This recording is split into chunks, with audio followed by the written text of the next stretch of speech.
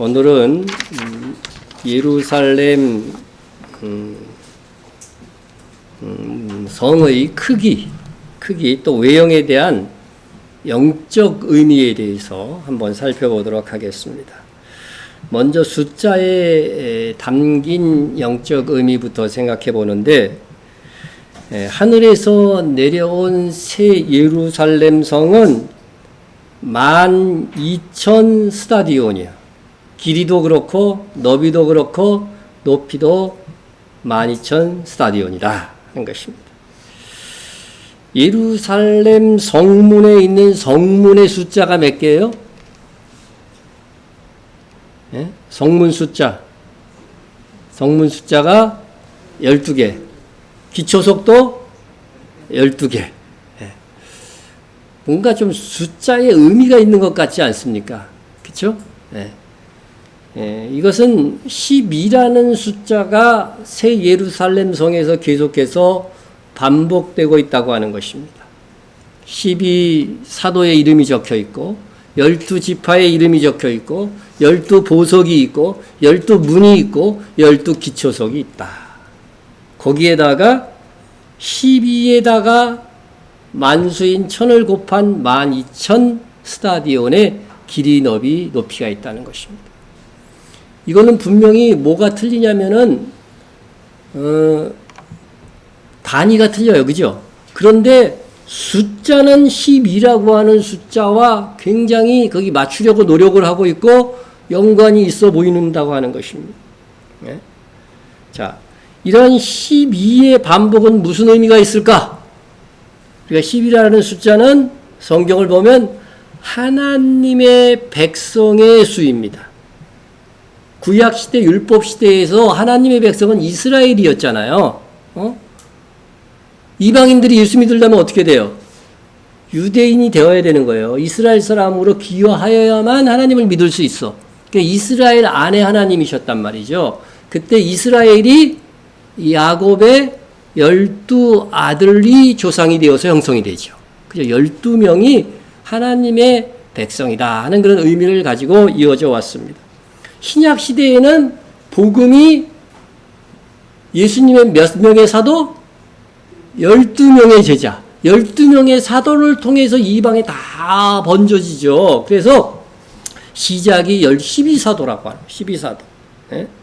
그래서 곧 이 12명이 의미하는 12사도의 터 위에 우리 교회는 지어진 거라고 하는 성경 말씀이 있듯이 곧 교회가 하나님의 백성입니다.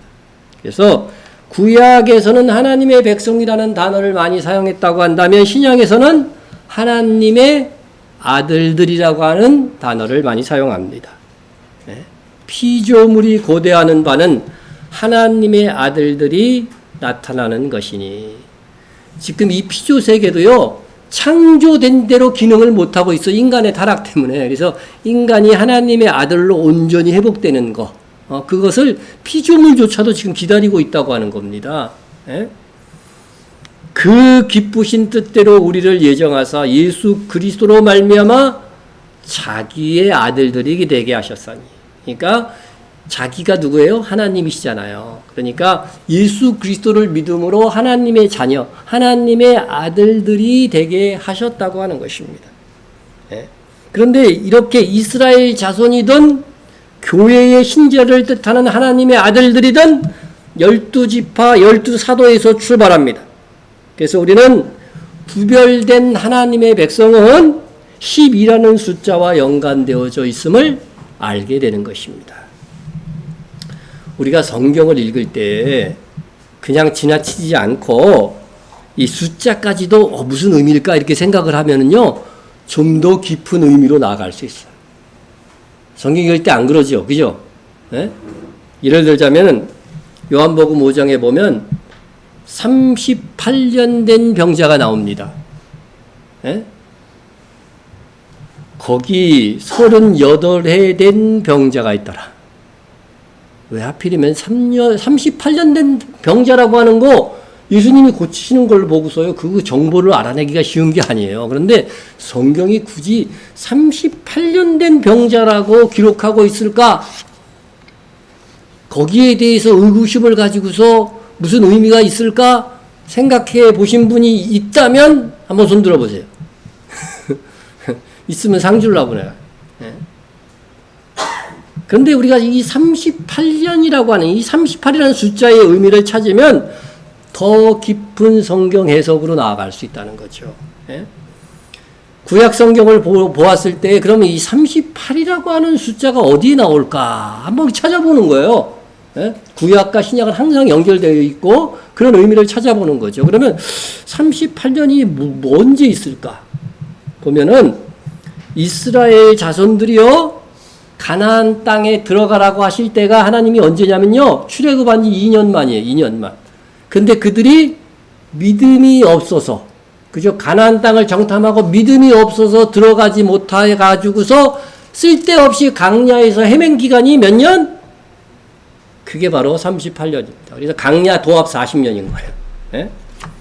가데스 그 말씀을 내가 안 해놨네. 자, 말씀으로 읽어드립니다. 신명기 2장 14절에 보면은요, 가데스 바네아에서 떠나 세레 시내를 건너기까지 38년 동안이라. 이때에는 그 시대의 모든 군인들이 여호와께서 그들에게 맹세하신 대로 진영 중에서 다 멸망하였나니.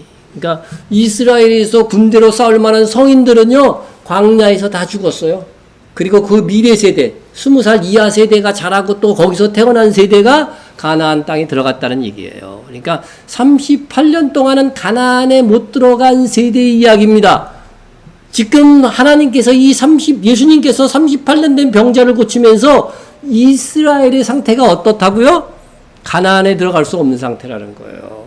어떻게 가나안에 들어갈 수 있느냐? 이 38년 된 병자의 믿음, 믿음을 통해서 이 38년 된 병자가 고침을 받듯이 바로 예수 그리스도를 통해서만, 그죠? 가나안 땅에 들어갈 수 있다는 것을 보여주는 겁니다. 그래서 예수님의 말씀에 순종하여 일어난 이 38년 된 병자는 이스라엘이 회복되기 위한, 가나안에 들어가기 위한 방편이 무엇인지를 알려주고 있다. 이렇게 해석하면 조금 더 이렇게 깊게 해석할 수 있습니다.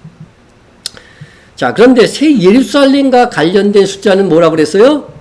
12라고 그랬죠. 높인지 두께인지 확실히 알 수 없지만 그것도 144규빗도 12 곱하기 10이면 몇이게? 그게 144예요. 그러니까 이게 기초 숫자가 전부 다 뭐예요? 12라고 하는 거죠. 12만 스타디온도 12가 기초가 되어서 만수, 십진법에서 만수가 10이잖아요. 그래서 충만한 만수할 때는 천이라고 하는 거예요. 그래서 천천히요 만만이라는 것은 더할 나위 없이 충만한 숫자를 의미할 때 천을 곱하는 것입니다.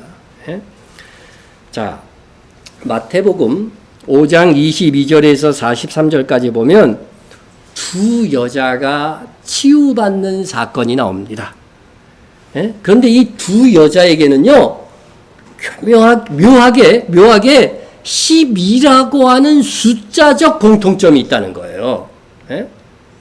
먼저 회당장 야이로가 예수님께서 나와서 막 무릎을 꿇고 빕니다. 오셔서 지금 병들어 가고 있는 내 어린 딸을 구원해 주십시오. 그런데 이 딸 나이가 몇 살? 굳이 12살이라는 거, 소녀라고만 기록해도 되는데 12살이라고 하는 것을 기록하고 있어요, 성경이. 그래서 회당장의 이 부탁을 받아들인 예수님은 큰 무리와 함께, 예수님을 많이 사람들이 따라다녔잖아요. 큰 무리와 함께 회당장의 집으로 가다가 혈루증 앓은 여인을 만나게 됩니다. 이 여인이 몇 년 동안 혈루증을 앓아요? 12년 동안 혈루증을 앓아요. 그러니까 이 여인은 어떤 믿음을 가졌냐면 예수님이시라고 한다. 내가 그분의 옷깃만 만져도 12년 동안 고치지 못하고 고생한 이 혈루병이 나으리라. 그런 믿음을 가졌어요, 안 가졌어요? 가졌습니다. 가졌어요. 그런데 이 혈루증을 앓았던 기간은 12년이라고 굳이 기록하고 있는 거예요. 근데 묘해요. 회당장의 어린 딸이 태어날 때부터 이 여인은 뭐예요? 혈루증을 앓기 시작한 거예요. 그게 희한하지, 그죠? 생각해보니까. 그런 여인이라고 하는. 자, 그러면 따져보면 이렇게 그때에 어떤 또 상황 변화가 일어나냐면요. 회당장 집에서 여인이 고침을 받은 다음에 회당장 집에서 기별이 와서 뭐라고 하냐면은 12살 소녀가 딸이 죽었다는 거예요. 그러니까 예수님 너무 괴롭게 하지 마시고 그냥 집으로 오셔도 됩니다. 이런 기별이 온 것입니다. 그런데 예수님께서 뭐라고 말씀하십니까? 두려워하지 말고 믿기만 해라. 에? 하면서 회당장의 집에 가서 이미 죽은 이 소녀를 살려내시는 것입니다. 에? 그래서 소녀가 곧 일어나서 걸으니 나이가 12살이라 이렇게 밝히고 있는 것입니다. 여기서 12의 혈루증을 앓았다가 고침받은 여인과 12살 소녀의 이 12라고 하는 숫자적 공통점으로 하나님은 어떤 메시지를 우리에게 주시려고 하시는 것일까? 믿으면 불치병도 고침을 받는다는 교훈을 위함일까요? 예? 여러분, 저한테 와서 이제 기도를 받잖아. 지금 예수님이 안 계시니까 내가 기도하면 나을 것이라는 믿음을 가졌어. 그럼 나을까요, 안 나을까요? 아주 대답이 없네. 나아본 경험이 별로 없어가지고서 지금들. 예? 여러분, 예수님이니까 믿기만 하면 낫는 거지. 예? 아무리 믿어도 고침받지 못하는 성도들이 이 세상에 훨씬 더 많아요. 그죠? 아무리 그리스도인이라도 죽을 병에 걸리면 죽는 거지. 그때에는 아무리 기도해도 소용이 없습니다. 그럼 예수 믿는 사람 하나도 안 죽게? 그죠? 예? 그래서 여기서는 믿으면 무조건 병 고침 받는다. 이런 교훈을 주기 위함이 아니라고 하는 것입니다. 예? 자, 그러면은 무슨 교훈이냐? 여기서 12라는 수는 하나님께서 택하신 백성의 수라고 하는 그것을 다시 기억하세요. 그래서 먼저 고침받기를 구한 사람은 야이로입니다. 회당장 야이로입니다. 그러나 야이로의 집으로 가다가 오히려 실질적으로 먼저 고침을 받은 사람이 누구예요? 혈루증 여인이야. 고쳐달라고 먼저 요청한 사람은 회당장인데, 예? 가다가 우연히 만난 혈루증 여인이 먼저 고침을 받습니다. 여기서 12살 소녀는요. 12살 소녀는 이스라엘을 상징하는 거예요. 예? 그리고 이스라엘이 탄생될 때부터 이 소녀가 탄생할 때부터 이 혈루증 여인은 뭐예요? 혈루증이 걸린 거잖아요. 그러니까 이스라엘이 탄생할 때부터 이 혈루증 여인은 이방인을 상징해. 부정한. 율법의 혈루증은 부정한 여인이라고 딱 돼 있어요. 그런데 이방인을 뭐예요? 이스라엘 사람들은 부정한 민족, 부정한 사람. 그 사람들하고 접촉도 안 해요. 예? 예? 그러니까 이방인 백부장이 예수님을 오지 말라고 자기 집에 오는 것을 감당하지 못하겠다고 한 이유도 유대인들은 이방인을 부정하게 여겼기 때문에. 바로 이 혈루증 여인은 이방인을 상징하는 것입니다. 예? 이를 보여주기 위해서 12살 소녀가 태어날 때부터 여인이 혈루증을 앓게 됐다고 기록하고 있는 것입니다. 예? 예수님께서 이스라엘 유대 땅에 오셨기에 유대인들이 먼저 구원을 받아야 됩니다. 회당장이 먼저 강구한 것처럼. 그런데 이스라엘이 구원받기 전에 혈루증 여인이 상징하는 이방인인 우리가 먼저 구원을 받게 될 것이라고 하는 겁니다. 예? 왜 그러냐? 예수님께서 자기 땅에 오매 자기 백성이 영접지 아니하였으나 이때 영접했으면 이스라엘이 먼저 구원받았지. 근데 영접을 안 했어. 예? 그러니까 영접하는 자고 그 이름을 믿는 자들에게는 하나님의 자녀가 되는 권세를 주셨으니. 예? 이 원어에는 하나님의 아들들이에요. 이것도 아들들이 되는 권세를 주셨어요. 예? 자, 그러니까 이방인이 먼저 믿어가지고서 먼저 구원을 받은 거야. 그것을 예언하기 위해서 혈루증 여인이 먼저 고침을 받는 거야. 그리고 나서 마지막 때에 가서 오히려 이 이방인들을 통해서 이스라엘이 구원받게 될 것이라고 하는 것들을 예수님은 이 사건을 통해서 동시에 예언하고 계시는 것입니다. 어쩌면 이런 내용이 이 기적의 사건의 더 큰 핵심이라고 하는 사실이에요. 핵심이라. 근데 우리가 핵심은 못 보고 뭐 믿기만 하면 고침을 받는다. 뭐 이런 식으로만 해석을 하니 이게 충분한, 풍성한 우리가 성경의 의미를 맛볼 수가 없게 되었다는 것입니다. 그래서 이제 12의 혈루증을 앓던 여인과 12살 소녀의 부활은 이방인의 수가 차고 난 다음에 이스라엘의 회복이 있을 것이라고 하는 예언의 사건이다 하는 것입니다. 자, 이는 새 예루살렘 성에서 이스라엘을 상징하는 12지파, 그죠? 12지파 이름이 적힌 12성문으로, 12성문 위에 뭐가 적혀 있어요? 12지파의 이름이 적혀 있다고 그랬잖아요. 이름이 적혀 있다고 했는데, 교회를 상징하는 12사도의 이름은 어디에 써 있어요?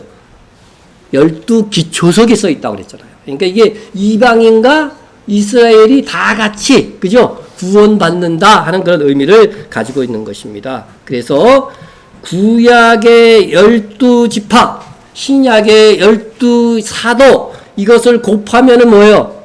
144. 이게 새 예루살렘의 뭐예요? 높이. 그죠? 성벽이 있는 부분의 높이. 예? 혹은 어떤 분들은 이것이 두께다 이렇게 설명하시는 분들도 있습니다. 그것은 어떻게 설명해도 이 144의 의미는 12 곱하기 10이. 예? 그러니까 이것은 어떤 의미가 되겠어요? 예? 어떤 의미가 되겠어요? 자, 이것은 이스라엘과 오고 가는 모든 세대의 이방인들, 그들이 총 구원받는 사람들이 새 예루살렘으로 들어오게 될 것이라고 하는 그런 의미들을 갖는다 하는 것입니다. 예? 자, 이상 우리는 10이라는 숫자는 하나님의 백성을 상징하는 수임을 알았습니다. 자, 이것이 새 예루살렘의 길이와 너비와 높이에서 나타난다 하는 것입니다. 자, 12성문이 있었는데, 12성문과 12기초석이 있었는데, 이 길이, 성벽의 길이, 너비가 12,000 스타디온이라고 그랬어요. 그죠? 12,000 스타. 근데 여기서 12는 하나님의 백성을 상징하는 수야. 그리고 숫자의 만수는 10이라고 했죠. 그죠? 10. 그래서 성경에 보면 천천히요 만만히요는 같은 의미라고 그랬죠. 완전한 만수가 1000이란 말이죠. 여기에서 12에서 만수 1000을 곱하니까 12,000 스타디온이 되는 거예요. 결국 이것은 오고 가는 모든 세대의 하나님의 백성의 수가 이 새 예루살렘으로 다 들어오고 나아갈 수 있다는 거죠. 그것을 말씀하고 있는 것입니다. 자, 그 의미를 여러분들에게 드렸고, 그렇다고 새 예루살렘이 12,000 스타디온이라는 것이 이 숫자에 영적으로만 해석을 해가지고서 실제로 새 예루살렘의 면적은 얼마가 될지 모른다. 그렇게 해석해서는 안 된다는 거죠. 영적 해석을 하는 분들의 대부분의 오류가 거기서 오는 거죠. 예? 예? 성경을 해석하면서 영적인 해석이라고 하면서 성경의 예언을 모호하게 만드는 그런 경우가 참 많습니다. 마지막 시대의 성도들을 결정적으로 박해할 표를 사람들이 받게 될 거라고 13장에 나오잖아요. 계속 13장에. 근데 그 표에 그가 사람의 수인데 그 숫자가 몇이라고 그랬어요? 666이라고 그랬어요. 그래서 이 660을 영적으로 해석해. 777 완전수잖아요. 완전수에서 하나씩 모자란다는 의미의 영적 의미를 부여하면서 실제로는 이게 숫자 666이 들어간 그런 표, 칩을 받는 것이 아니라 이렇게 해석한단 말이죠. 예? 영적 의미는 영적 의미대로 해석하고 문자적으로도 그대로 이루어진다고 하는 겁니다. 이미 모든 우리의 어떤 상품들이라든가 우리들의 환경 속에 숫자 666이 다 와 있어요. 여러분 숫자 666이 없으면 지금 매매할 수 있어요? 없어요? 못한다니까요. 예? 상품마다 바코드 붙어 있죠. 이렇게. 그죠? 예? 바코드 붙어 있죠. 이런 바코드가 없는 상품이 없어요. 가서 물건 살 때 여기 찍어요? 안 찍어요? 꼭 바코드 그 기기로 찍잖아요. 그게 이게 공통 숫자, 요거 맨 앞에 가운데 맨 끝에 이게 바로 666이에요. 이게 만국 공통이에요. 이거는 다른 그 밑에 이것도 다 숫자는 숫자인데 이것은 어떤 나라 지역을 이야기하지만 이 666은 뭐요? 만국 공통이에요. 세계 어느 나라 가나. 예? 그러니까 666을 우리가 지금 이 숫자를 사용하고 있다고 하는 거예요. 예? 우리가 이미 다 설명한 거예요. 이게 히브리어로 666이에요. 이게 이 드링크 우리나라에서 팔잖아. 이게 666이죠. 우리 인터넷 다 사용하는데 www 맨날 뭐라 그러잖아요. 그러니까 요게 바로 히브리어로 W 발음이 나오는 게 666이에요. 예? 이거 뭐 구글 같은 것들도 이런 것도 다 6세계라는 거는 많이 알려졌잖아요. 그죠? 예, 세계. 이것도 666. 예? 요즘에는요, 햄버거도 666버거가 나왔더라고. 먹는 것까지 아예 직접적으로. 뭐 이런 거 찾으려면은요, 너무 많아. 너무 많아. 그러니까 이 666을 우리가 영적으로도 해석하는 게 틀리다는 게 아니에요. 그렇게 해석하고 실질적으로 숫자, 우리가 눈에 보이는 숫자는 아니지만 자세히 살펴보면 666이라고 성경에 되어 있기 때문에 이런 거 알고 보면 다 666이라는 거예요. 그래서 그런 표를 이렇게 이 칩을 넣으면은요, 이거 탁 되면은 이제 나중에 다 거래되고 다 하는 거예요. 그거 받으면 돼야 안 돼요? 그거는 절대 받으면 안 된다고 성경에 나와 있으니까 받으면 안 돼요. 예? 사탄의 아바타가 됩니다. 이렇게. 예? 자, 이렇게 해서 우리가 이런 인터넷 바코드, 여기 설명을 안 했는데 QR코드도 666이 공통으로 다 들어가 있다는 거 여러분들에게 알려준 바도 있습니다. 예. 또 우리는 성경에서 완전수를 뭐라고 그래요? 7이라고 하죠. 그죠? 7을 발견합니다. 그런데 이 7이 완전을 상징한다고 해서 실질적으로 7이 사용이 돼야 안 돼요. 적용이.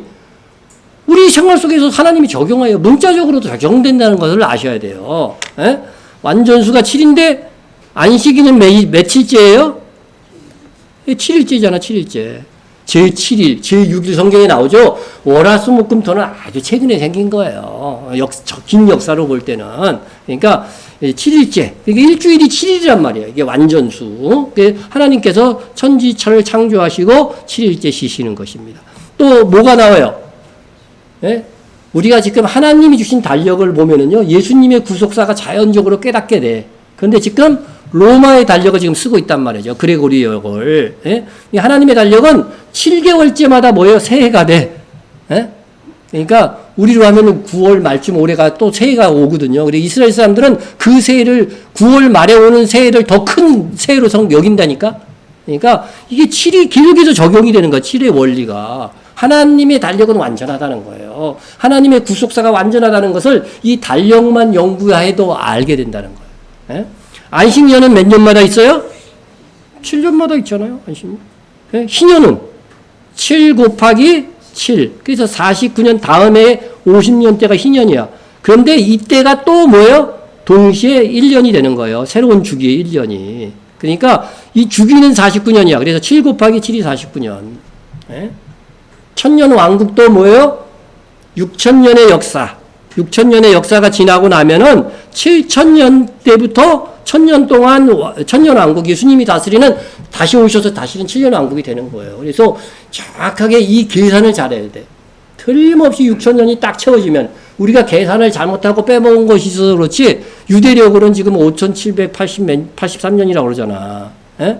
근데 그 역사 속에 이스라엘이 애굽에 있었던 210년은 빠졌다고 그러더라고, 유대인들이. 그래서 그거 더하면은요, 7천년 되는 게 지금 한 6년, 7년, 8년밖에 안 남았다니까? 심각하게 받아들여야 돼, 우리. 예? 그런 상황이라는 거죠. 그래서 이런 것들도 지금 감추어져 있어서 이거 저도 지금 연구하고 있어요. 이게 언제가 6천년이 딱 되는지. 이게 7천년은 하나님께서 이제 계획하신, 주님이 오셔서 다스린 7천년이 천년 왕국이 된다고 하는 것입니다. 예? 그래서 이 베드로가 마지막 때를 얘기를 하면서 뭐라 그래요? 예? 사랑하는 자들아, 죽게는 하루가 1000년 같고 1000년이 하루 같다는 이 한 가지를 잊지 마라. 이거 꼭 잊지 마라. 니네들 역사 속에서 한번 6000년 잘 세봐갖고 그때 끝날 점에 내가 오고 그때부터 천년왕국이 이루어지는 거야. 그거를 말씀하기 위해서 이 결론적으로 하신 말씀이에요. 마지막 세대를 쭉 설명하고 나서. 예? 자, 그래서 영적 의미와 실제적인 숫자 적용이 다르지 않다는 것을 말씀을 드리는 겁니다. 이걸 통해서. 그래서 새 예루살렘의 성도, 새 예루살렘의 성도 12 곱하기 1000, 12만 스타디온. 하나님의 백성의 총수라고 하는 영적 의미도 있지만 실제로도 예루살렘, 새 예루살렘 성의 길이가 12만 스타디온이 될 것이다. 그 정도 크기면 얼마나 한 거라고요?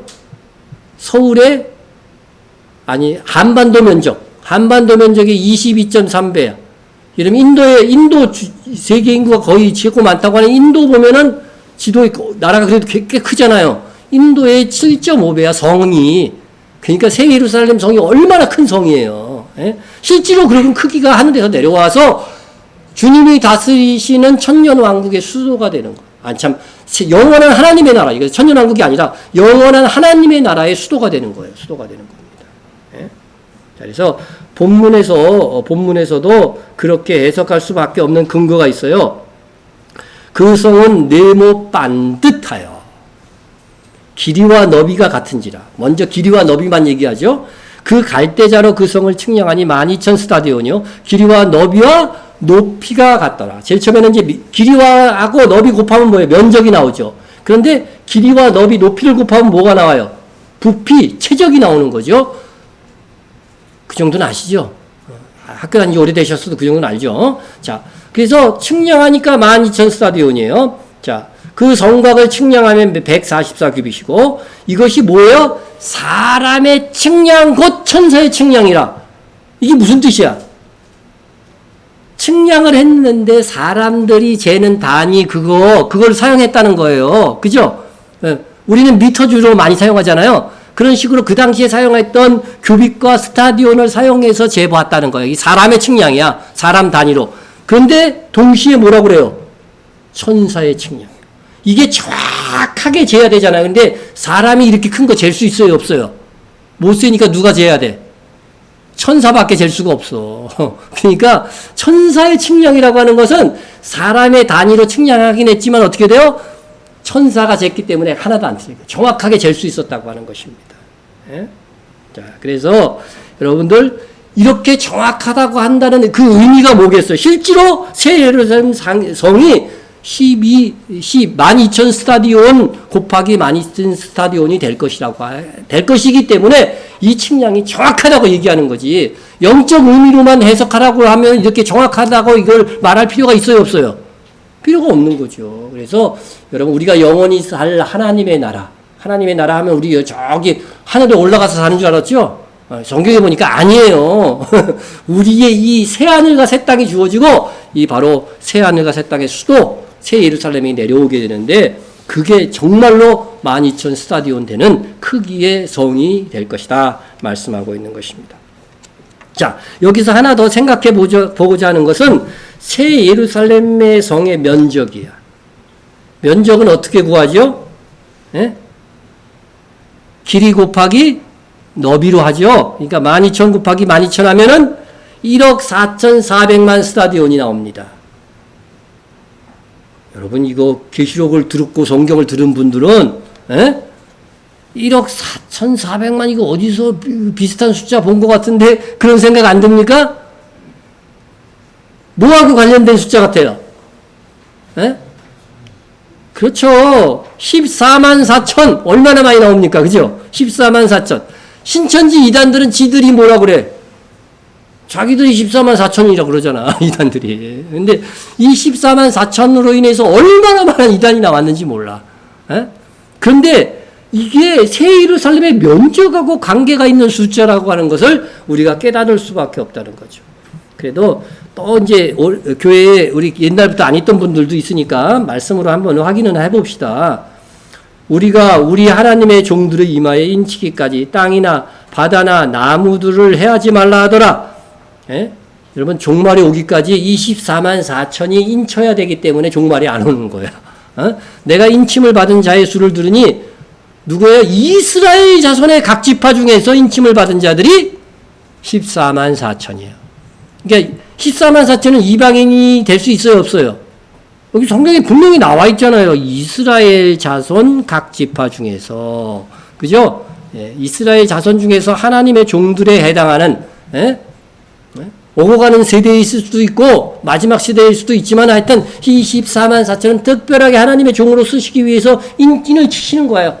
인이 도장이잖아요. 도장을 탁탁 이마에다 친단 말이죠. 그 14만 4천이 최종적으로 확정될 때까지는 종말이 오지 않는 거예요. 예?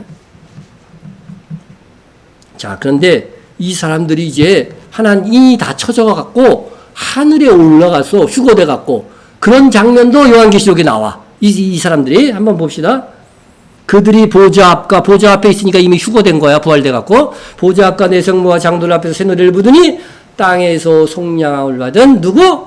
14만 4천. 밖에는 능히 이 노래를 배울 자가 없더라. 이 사람들은 여자와 더불어 더럽히지 아니하고 순결한 자라. 여자는 누구예요? 성경에 나오는 그 이후에 나오는 음녀예요. 여기서 나오는 여자는 신부가 아니라 음녀를 말하는 거예요. 그 음녀는 아주 사악한 교회입니다. 그러니까 더럽고 이단적인 교회, 로마 카톨릭과 같은 그런 교회에 물들지 않은 사람들이 14만 4천이라고 하는 거죠. 자, 이렇게 14만 4천은 사람들 가운데서 땅에서 속량을 받을 사람들 중에 처음 익은 열매라고 되어 있죠. 그죠? 네, 처음 익은 열매로 그렇게 되어 있습니다. 보면은 이 사람들은 어린 양이 어디로 가든지 따라가는 자며 사람들 가운데에서 속량함을 받았다고 되어 있죠. 속량함을 받아서 처음 익은 열매로 되어 있죠. 처음 익은 열매. 그러니까 첫 열매라는 말은 성경에서 많이 들었잖아요. 그죠? 초실절이 무슨 뜻이에요? 첫 열매를 드리는 거. 맥주절에도 밀추수의 첫 열매를 드리는 절기로 이렇게 하듯이 이 첫 열매의 의미는 이스라엘, 그죠? 이스라엘 중에서 우수한 성도들이 먼저 부활 휴거되고 그 다음에 이방인들이 그 다음에 공개적인 대휴거가 일어나는 거예요. 예? 그것을 말씀하시는 거예요. 하나님은 질서의 하나님인데 이스라엘이 우선이에요. 로마서 1장 16절 봐도 나오죠. 그죠? 내가 복음을 부끄러워하지 않으니 이 복음은 모든 믿는 자에게 구원을 주시는 하나님의 능력이 됨이라. 그죠? 복음으로 구원을 받아요. 능력이. 그런데 먼저는 뭐라고 돼 있어요? 먼저는 유대인에게요. 그리고 헬라인에게로다. 이방인이라는 뜻이죠. 그러니까 하나님은 처음부터 하나님을 이스라엘에게 알렸고 그 다음에 이방인에게 알리죠. 순서가 그래요. 이게 휴거도 마찬가지예요. 이스라엘부터 휴거시키고 그 다음에 이방인들이 대휴거가 그 다음에 공개적인 휴게가 있다고 하는 것을 말씀해주고 있는 것입니다. 자, 그래서 그러면 14만 4천이 이스라엘의 부활 휴거되는 첫 열매라고 한다면 이 부활 휴거되는 사람들의 총수는 거기에다 어떻게 하면 되겠어요? 영적으로 충만한 수인 1000을 곱하면 되겠죠. 그죠? 1000을 곱하면 되는 거. 그러면 그게 뭐가 돼요? 새 예루살렘 성의 면적인 1억 4,400만 스타디온도 되지만은 숫자도 된다는 거죠. 사람의 숫자도 된다는 거죠. 그래서 이것은요, 새 예루살렘 성의 면적과 일치해요. 그죠? 14만 4천에 충만한 수 1000을 곱하면은요, 그게 새 예루살렘 성의 면적과 일치한다고 하는 것입니다. 그래서, 여러분, 그것을 꼭 기억해야 됩니다. 자, 그러면은, 그렇게 되면은 새 예루살렘의 면적만큼 총 구원받는 사람의 숫자가 될까? 그렇게 생각할 수도 있잖아요. 그죠? 다 문자적으로 이루어지니까. 예? 그런데 그것은 그렇게 이루어질 수도 있겠지만은 그렇지 않을 가능성이 저는 더 크다고 생각합니다. 예? 왜냐하면 새 예루살렘은요, 높이가 12만 스타디온이야. 그러면은요, 도대체 몇 층이 될까? 면적은 어떻게 구해요? 우리가 연면적이라고 그랬죠? 전체 면적은 층수를 다 곱해야 되는 거잖아요. 그래서 새 예루살렘이 한 층이 몇 층쯤 될까? 몇 메타 정도 될까? 한 층이. 이 층이 낮으면 답답하죠. 그죠? 근데 층이 높으면 어떻게 돼요? 마음이 시원하죠. 그래서 새 예루살렘은 한 층수가, 한 층의 높이가 한 100m쯤 된다. 여러분, 이렇게 생각을 해도 몇 층이 되는지 아세요? 예? 제가 계산해 보니까 22,200층이 돼요. 그러니까 그 면적을 다 합해갖고 사람이 거한다고 그런다면은, 그러니까 연면적이 곧 모든 구원받은 사람들의 숫자라고 한다고 한다면, 이거는 능히 셀 수 없는 큰 물이다 이렇게 생각이 되는 것이죠. 예? 그래서 세이람의 층수는 한 층으로 잡아도 22,000층, 그리고 이 의미는 모든 세대에 구원받을 하나님의 백성의 수는 우리가 감히 능히 셀 수 없는 큰 물이라고 생각하는 것이 좋다. 이게 전체 연면적으로 생각했을 때. 자, 그래서 실제로 요한계시록 7장 9절 11절을 봐도 각 나라와 족속과 백성과 방 안에서 아무도 능히 셀 수 없는 큰 무리가 나와 흰 옷을 입고 손에 종려가지를 듣고 보좌 앞과 어린 양 앞에서 큰 소리로 외쳐 이르되 구원하심이 보좌에 앉으신 우리 하나님과 어린 양께 있도다 찬양하는 내용이 계시록 7장 9절에서 10절에 있습니다. 그래서 이스라엘 백성은 14만 4천이라고 분명히 명하고 있고 그 밑에 보면은 능히 셀 수 없는 큰 무리가 이방 땅에서 나올 것이라고 또한 동시에 말씀하고 있는 것입니다. 자, 이상 새 예루살렘 성의 면적에 대해서 그리고 그 의미에 대해서 알아봤어요. 그래서 그 연면적을 생각해 보면은 능히 셀 수 없을 정도로, 그죠? 22,000층이니까 거기에 거하는 구원받은 사람의 숫자는 오고 가는 우리 세대에만 그리스도인들이 구원받는 거 아니잖아요. 전 세대 또 이후 세대까지 다 구원받으니까 정말 성경 말씀 그대로 능히 셀 수 없는 큰 무리가 충분히 살 수 있는 새 예루살렘의 연면적이다 이렇게 생각하시면 되겠습니다. 자, 이제 다음으로는 새 예루살렘의 외형 모양입니다. 새 예루살렘의 면적은 모양은 여기 새 예루살렘인데 뭐 같이 생겼어요? 큐브 같이 생겼어요. 이 큐브 여러분 잘 많이 봤죠?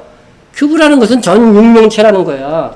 우리 주일학교에서 나눠주는 과자를 내가 일부러 하나 먹어보려고 이렇게 했는데 여기 치즈 큐브라고 써 있어. 여기 큐브. 큐브라는 의미는 요거 뜯어보면 정사각형이야. 되게 맛있어. 정사각형. 이 큐브라고 하는 거예요. 여러분 큐브는 정육면체다 이렇게 생각하면 돼요. 정사각형은 이게 한 면을 얘기하는 거고 육면체는 이제 그죠? 상자같이 정육면체를 큐브 요거 같이 생겼다는 거예요. 예? 자, 그런데 이 큐브 정육면체는요 거룩의 상징이에요. 성막과 성전에서 거룩의 상징으로 나타나요. 예? 그래서 여러분 이 하나님께서 모세에게 성막 지으라고 탁 했는데 이제 이 성막의 모양을 따라 솔로몬 성전도 짓잖아요. 근데 이 성막을 보면은 여기 지성소야, 여기 지성소, 지성소 이렇게 지성소 부분이 네모 반듯한 큐브예요, 큐브. 정육면체란 말이죠. 예? 정육면체 큐브입니다. 그래서 길이 10규빗 곱하기 10규빗이야. 10규빗 곱하기 10규빗. 그래서 이 지성소는요 대제사장조차도요 속죄일날 딱 한 번만 들어갈 수 있어. 그렇게 거룩이라고 하는 뜻이 뭐라고 그랬어요? 구별되었다는 뜻이잖아요. 구별되어져 갖고 온 백성을 대표해서 대제사장이 속죄일 한 번만 들어가는 날이야. 그러니까 그 성전 안적 지성소는 1년에 한 번만 볼 수가 있어요. 그러니까 여러분 성경 읽을 때 요한계시록에도 보면 하늘의 성전이 열리니 그게 지성소가 열리는 속죄일에 이루어질 날을 얘기하는 거예요. 이게 성경에 있는 모든 사건은요 다 예언적인 의미가 있고 성취의 의미가 있는 것이죠. 자, 그래서 이 지성소를 뭐예요? 지성소의 뜻이 뭐예요? 지극히 거룩한 장소가 한문으로 하니까 지성소가 된 거야. 근데 원어를 제가 살펴보니까 성소, 요 부분은 성소잖아요. 그죠? 이 성소는 거룩할 성자잖아요. 그래서 거룩한 장소예요. 거룩한 장소. 여기 성소. 예? 그런데 여기 지성소는 뭐라고 불렀냐면 지극히 거룩한 장소 이렇게 부른 게 아니라 거룩한 장소 이렇게 부른 거예요. 원어에서는 거룩을 2번 말한 거예요. 거룩. 그러니까 거룩이 이 성막 안에 몇 번 있는 거예요? 3번 있는 거죠. 하나님의 성소 안에. 그런데 이 큐브에서도요, 이 김육체가 거룩한 공간이기 때문에 이 성소는 크기가 얼마냐 한번 볼게요. 이 지성소의 크기는 10 곱하기 10 곱하기 19, 10, 그러니까 10의 3승, 예, 만수가 나오는 거죠. 충분한 만수. 요것이 바로 지성소의 크기예요. 근데 성소의 크기는 어떠냐? 이 지성소를 2개 갖다 놓은 거하고 똑같아요. 20 곱하기 10 곱하기 10이야. 예? 그래서 길이가 22죠. 그래서 성소가 이렇게 지성소에 두 개를 갖다 놓은 크기란 말이죠. 그러니까 이 하나의 공간이 거룩한 공간이야. 이렇게 하나의 공간이. 자, 그래서 이 하나의 공간이 거룩한 공간, 이 거룩, 이 큐브 하나가 거룩해. 그러니까 세 개니까 뭐예요? 거룩, 거룩, 거룩. 들어본 적 있어요? 없어요? 거룩, 거룩, 거룩. 찬송가 가사에서 들었나? 예? 그렇지 않죠? 성경에도 나오는 겁니다. 그래서 이 지성소는 거룩, 거룩, 거룩의 의미를 갖고 있다. 그러니까 하나의 공간의 의미로, 외형으로는 정육면체가 거룩한 거예요. 피라미드가 아니에요. 예? 자, 그래서 이사야 선지자가 하늘의 성전을 봤을 때에도 어떻게 스랍들이 찬양하냐면요. 거룩하다, 거룩하다, 거룩하다. 만군의 여호와여 그의 영광이 온 땅에 충만하다.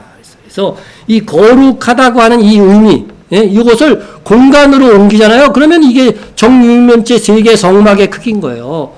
예? 지상에 있는 성막은 하늘에 있는 성전을 그대로 모형으로 지은 것이니까 하늘 성전을 보았을 때도 거룩, 거룩 거룩, 거룩 이 세 번을 말했는데 바로 공간도 큐브 세계가 거룩, 거룩, 거룩을 의미하는 공간이다 하는 것들을 여러분들이 꼭 기억하세요. 그래서 새 예루살렘도 거룩한 공간 큐브의 숫자를 가졌습니다.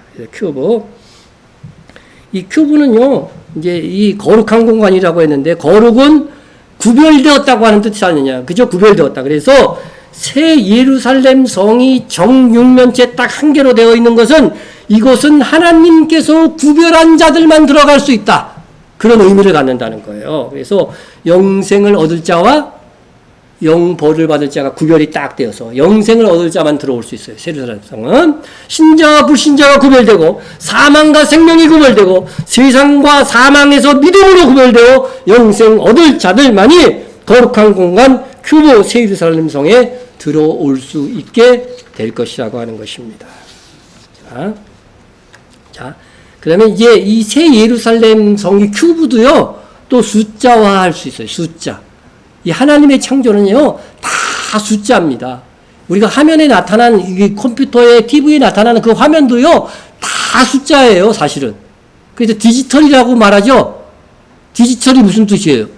수라는 뜻이에요, 수. 다 숫자로 만들 수 있다고 하는 거예요. 네, 여러분, 이해는 안 되더라도 그냥, 그렇게 믿으세요, 그냥.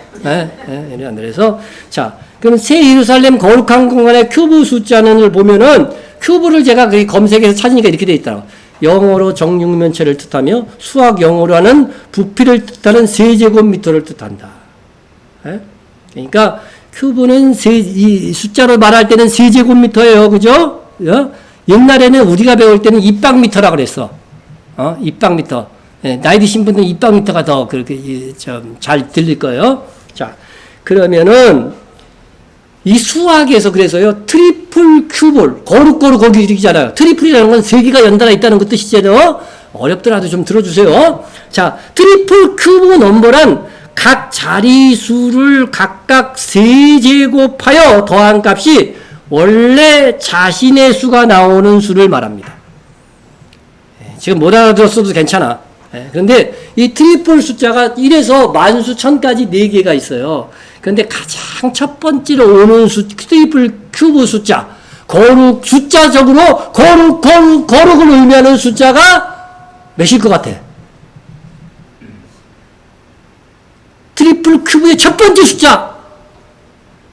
성경에도 나와. 베드로하고 관련이 있어.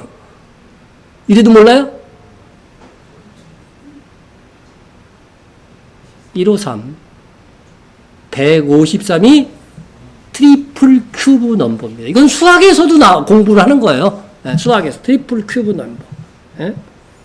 굉장히 많이 듣던 숫자죠. 그래서 이 숫자가 3개 있으니까 1의 3 세제곱, 5의 세제곱, 3의 세제곱, 이렇게 해도 역시 똑같이 어떻게 돼요? 153이 나온다는 거예요. 이게 트리플 큐브의 의미예요. 변하지 않는 자신. 영원을 의미하는 거야, 이 숫자적으로. 그래서 1 곱하기 1의 3승, 1 곱하기 1 곱하기 1 하면 몇이에요? 1이죠. 굉장히 어려운 문제인데, 여러분. 5 곱하기 5 곱하기 5 3번 해요. 그러면 얼마야? 125. 여러분을 위해서 제가 계산합니다. 그러면 3 곱하기 3 곱하기 3은 뭐 얼마 나오겠어?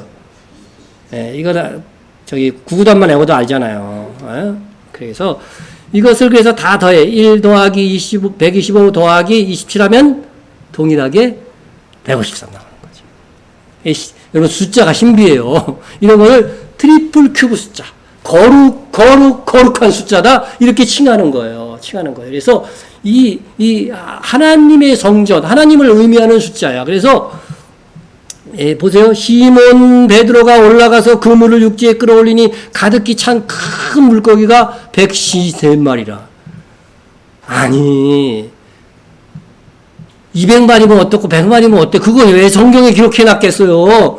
여러분 영적으로 뭐가 있다는 거예요? 의미가 있다는 거예요. 트리플 큐브 넘버를 몰랐을 때는 그게 뭔가? 이게 바로 거룩의 의미를 갖고 있는 숫자라고 하는 것을 깨닫게 된 거죠. 그래서 여러분 유대인들에게는 옛날에는 1, 2, 3, 4라고 하는 이 아라비아 숫자를 쓴 건 한 500년 채 안 돼요. 네? 그 전에는 알파벳을 숫자로 했단 말이에요. 알파벳을 숫자로 했어. 그래서 사람의 이름도 알파벳으로 쓰잖아요. 우리나라로 하면 기억니긋이고 영어로 하면 A, B, C, D, 뭐 히브리어로 하면 알렙 뭐 이런 게 있잖아요. 그런 그런 알렙을 숫자라, 이건 1이다, 이거는 5다, 이런 의미가 있다는 거예요. 그러니까 사람의 이름도 숫자로 바꿀 수 있어요, 없어요? 이게 666이라고 하는 말은요, 마지막에 적그리스도의 이름은 성경에서 말하지 않았어. 근데 그 사람 이름의 그 알파벳을 숫자로 바꿔보면 666이 될 거라는 거예요. 다른 게 아니라. 예? 그러니까 성경에서 예를 들자면은 다윗이라는 이름 있죠. 성경에서 다윗의 이름은 다비드예요. 정확하게는 3글자죠. 숫자화 하면은 숫자가 몇인지 나올까? 아니 이렇게 많이 얘기했는데도 여전히 모르네. 다윗의 숫자는 14예요. 14. 까마귀 고기를 먹었나 아직. 14란 말이죠. 그래서 마태복음 1장에 예수님의 족보를 말할 때 어떻게 돼요? 14대를 몇 번 얘기해요? 14대, 14대요 3번 나오는 거예요. 다윗의 알파벳 숫자하고 그 다윗의 이름이 14라는 의미이기 때문에 그렇게 나누어 놓은 거예요, 그게. 예? 자, 뭐, 지금 그거 설명할 때는 아닌데, 근데, 여러분, 이 트리플 숫자의 첫 번째 수가 153인데, 이 게마트리아 학문이라고 유대인들은 그래서 이 알파벳, 사람의 이름도 숫자도 되고, 모든 단어는 숫자화가 되기 때문에 이 숫자와 단어를 연구하는 학문이 있어요. 게마트리아 학문 유대인들에게는. 예? 그 학문에 의하면은요, 153이라고 하는 숫자를 어떤 단어로 바꿀 수 있느냐, 이게, 예, 이 사이트에 가면은요, 어떤 단어도 집어넣으면 다 바꿔줘. 그런 자동으로 바꿔주는 사이트도 있더라고. 예? 그러니까 153이라는 숫자를 딱 넣으면은 어떤 단어가 탁 튀어나오냐면은요, 하나님의 아들들이라고 하는 숫자가 나옵니다. 그래서 153의 숫자 값을 가진 단어는 하나님의 아들들. 우리 요한복음 1장 예수 그리스도를 믿는 자들은 뭐가 된다고요? 하나님의 자녀가 되는 특권. 그게 원어에는 하나님의 아들들이라고 돼 있었다고 그랬죠. 그죠? 예? 그러니까 구별된 하나님의 백성들의 의미하는 거예요. 그래서 베드로 보고 내가 너를 사람 낚는 뭐라가 된다고 그랬어요? 어부가 되게 하신다고 그랬죠. 그 잡는 물고기가 뭐냐? 바로 하나님의 아들들이 될 것이다. 네가 복음을 전도해서 구원되는 사람들이 하나님의 아들들이 될 것이다. 그렇게 말씀해 주고 있는 거죠. 그러니까 여러분 이 하나의 큐브로 되어 있다는 것은 새 예루살렘 성에는 이 하나님의 아들들만 들어갈 수 있다고 하는 것들을 공간으로도 숫자로도 다 지금 표현해 주고 있는 거예요. 이런 것까지 알면 어떻게 성경이 영감된 하나님의 말씀이 아니라고 말할 수 있겠어요. 그렇죠? 성경을 깊이 연구하면 연구할수록 정말 하나님은 살아계신 분이구나. 이것이 이렇게 정확하게 다 맞아 들어갈 수 있는가? 예? 그렇게 생각하게 되는 것이죠. 예? 자, 그것을 우리가 꼭 좀 기억하시고, 자, 그런데 새 예루살렘은 한편으로는 우리가 받을 영원한 몸을 의미한다고도 했어요. 그죠? 왜냐하면 새 예루살렘을 뭐라고 그래요? 그리스도의 신부라고도 했기 때문에 우리의 몸이 트리플 큐브라니까. 예? 네, 그래서 우리 안에 거룩하기 때문에 거룩한 분은 하나님 한 분밖에 없다고 성경에 나와 있죠. 그래서 우리 안에 성령께서 계시지요. 그죠? 그래서 우리는 이미 거룩한 큐브예요. 거룩한 몸이라고요. 그래서 너희가 하나님의 성전인 것을 알지 못하느냐. 다만 삼위 하나님이 다 우리 안에 거하는 것이 아니라 지금 누구만 거하고 있어요? 성령님만 거하고 있어요. 예? 그런데 예수님이 이 땅에 오실 때 우리가 휴거되어서 어떻게 돼요? 그리하여 우리가 항상 주와 함께 있으리라. 예수님이 다시 오실 때는 이제 주님과 계속 함께 있어. 이제 성령 그리고 예수님 성자 두 분과 함께 있는 거야. 천년왕국까지는 그렇게 살아요. 그런데 우리가 영원히 살 새 예루살렘성 새 하늘과 새 땅에서는 21장 뭐 2절인가 3절인가 보면 어떻게 돼요? 하나님도 새 예루살렘 성 안으로 들어오시죠. 그러니까 그때에는 삼위 하나님이 우리 안에 계시는 거예요. 그러니까 우리가 완전 거룩한 존재가 된 거죠. 그것을 의미한다고 하는 것입니다. 자, 그래서 우리가 오늘 새 예루살렘의 외형과 그리고 새 예루살렘의 면적과 공간을 구성하는 치수에서조차도 놀라운 의미와 예언이 담겨져 있다는 것을 알게 되었습니다. 예? 우리는 이로써 이 마지막 세대에 부인할래야 부인할 수 없는 깊은 진리를 깨달아가고 있는 것입니다. 새 예루살렘의 길이와 넓이 12,000 스타디온에서 우리는 12지파 곱하기 12지파 하나님의 백성이 곱하여져서 의미는 뭐냐면은 모든 세대의 그리스도인들이 다 새 예루살렘에 들어올 것이다. 그런 것을 의미한다고 되어 있습니다. 자, 그것을 우리가 꼭 기억하고 또 하나님의 백성들은 12가 하나님의 백성의 숫자라고 그랬죠. 거기에 1000을 곱하면은 모든 하나님의 세대의 백성들이 된다. 그래서 그 의미는 모든 세대의 하나님의 백성이 새 예루살렘성에 들어오며 나갈 수 있는 자격을 얻게 될 것을 의미한다. 그런 것을 말씀해 주었습니다. 그리고 새 예루살렘의 면적 1억 4,400만 스타디온에서 여기에서 이것은 어떻게 나오는 것이냐면 첫 열매인 14만 4천. 그죠? 이스라엘 자손이 첫 열매죠. 그 다음에 만수. 이방의 모든 숫자까지 합쳐서 1억 4,400만이 된다. 그래서 그것은 모든 열매를 의미하는 것이다 하는 것을 말씀해 드렸고, 그래서 이것도 역시 똑같은 의미예요. 모든 세대의 하나님의 백성이 새 예루살렘성에 들어오며 나갈 수 있는 자격을 얻게 될 것을 의미합니다. 그랬습니다. 또 오늘 배운 거 복습하는 거예요. 큐브 모양의 새 예루살렘성에서 성막은 3개의 큐브로 되어 있다. 그죠? 거룩. 그래서 거룩한 큐브의 숫자는 1, 5, 3. 그것은 하나님의 백성을 의미하는 것이다. 그죠? 그래서 이것의 의미도 역시 큐브 모양의 새 예루살렘 성의 의미는 역시 모든 세대의 하나님의 백성들이 새 예루살렘 성에 들어오며 나갈 수 있는 자격을 얻게 될 것을 역시 의미한다고 하는 것입니다. 자, 그래서 하나님의 관심은요, 우리의 거룩이에요. 새 예루살렘에 들어가기 위해서는요, 거룩해져야 돼요. 예? 우리가 거룩해지지 못했고, 죄로 인하여 거룩해지지 못하니까 예수님께서 우리 대신 죽으셔서 우리를 거룩하게 만든 겁니다. 이제는 우리가 실질적으로 거룩한 삶을 살아야 돼요. 내가 거룩하니 너희도 거룩할지어다 말씀하고 있습니다. 이것을 그대로 베드로 사도는 인용해서 이렇게 말합니다. 오직 너희를 부르신 거룩한 이처럼 너희도 모든 행실에 거룩한 자가 되라. 기록되었을 때 내가 거룩하니 너희도 거룩할지어다 하셨느니라. 외모로 보지 않고 각 사람의 행위대로 심판하시는 이를 너희가 아버지라 부른즉 너희가 나그네로 있을 때를 두려움으로 지내라.